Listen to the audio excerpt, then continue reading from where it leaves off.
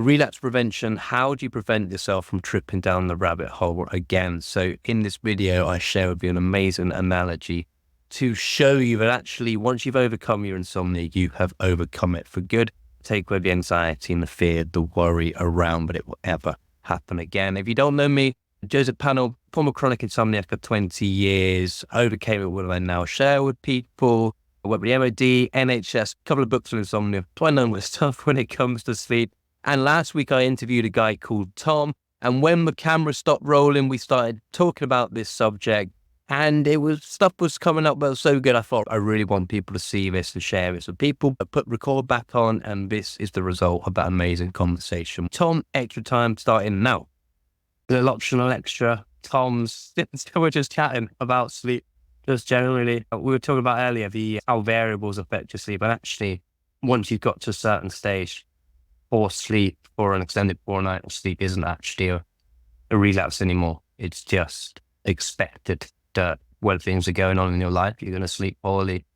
And it's really, as long as you don't go back to your old habits, behaviors, and thought patterns, you can't even call it a relapse. No. It was just saying that ultimately you have both, and I still have both. So I have bad nights that I don't consider a relapse because it's just because of stuff going on. And I do have relapses where I fall back into the old thought patterns and like behaviors where I get angry and I get stressed and I get worked up. I've had many relapses, 10, 20, doesn't matter. The point is that then the following night is a new start and a new day. You get out of it. And if it happens a second time, then okay, fine. Then the third time is a new opportunity. If it happens again, maybe after the third time, the third night in a row, maybe I'll put a sleep window in. I don't even know if you can call that a relapse, because if you've not sunk down into big behavior changes where you've hunkered down and shut down and thought more, I think just saying that it's okay if you've got that anxiety. It's just that kind of accepting it. It's a natural thing to have the brain to not be your friend. That's quite it. And just know that's normal and expected, and not to beat yourself up about it. And really, I think you've proven to yourself so many times that you can get back on track. Hopefully, every time you have these little hiccups, you'll know that, okay, I had one of these 6 weeks ago. Yeah. I've been here, I've done this, I got out of it. And I had one of these 9 weeks ago. And I suppose it's just that reassurance that you've proven yourself over and over again that you can get out of this.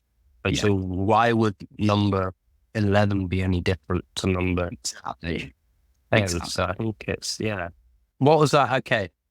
It's going to sound now secondhand now because I did it when the camera was off before I had the serious of doing it. But imagine, so a good way of thinking it, you're getting cross and angry and stressed that you haven't had a great night of sleep, or you slept poorly for a week. Imagine that you're a pool player and you go to a pool hall and you have an amazing game of pool and everything works perfectly. You leave the pool room pleased with yourself, and then you go in a week later and you've forgotten your cue. You've got to use a really short one, and when you get in there, the table you like isn't available, so you've got to use the one in the corner, and the light above it is broken, and the felt is all ruffled up, and you were there with this tiny cue, and then you leave the pool hall getting really angry and stressed and annoyed with yourself, thinking you've done something wrong and that you're a dreadful player and you've forgotten everything that you've learned.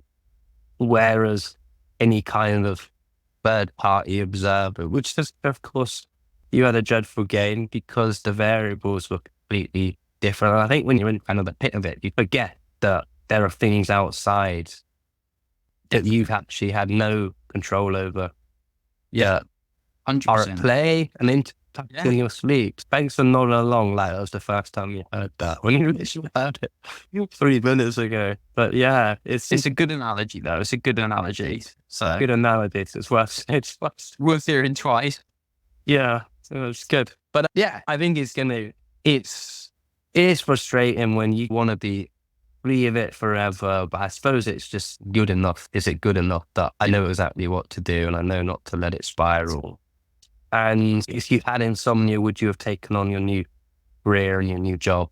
So I suppose just that kind of reflection that actually you're not how you were 2.5 years ago. You're someone who you were taking on less challenge and doing less, now you're taking on more, doing far more, getting stuck back into your days again, life again. And yeah, it's brilliant. It's really good to see. And I think conventional, very strict CBT, the bedroom can only be used for sleep, and that's it. But I've gravitated, so I'm Netflix in bed. I think I read books in bed. Have you moved into doing that again? Would you say ish?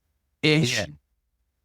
I'm definitely a lot more laid back now. Not so obsessive. I'm comfortable doing it. If I want to, I will. Yeah. But so I'm fluid about it, which again, I think is the point, is that if I want to, I will. If I don't, I won't. See how I feel. Yeah. But I won't be rigid about it. It won't be a definite no. Yeah. So it's, because again, I think that's what other people would do. And sometimes they won't. Yeah. And so it's that like fluidity and flexibility.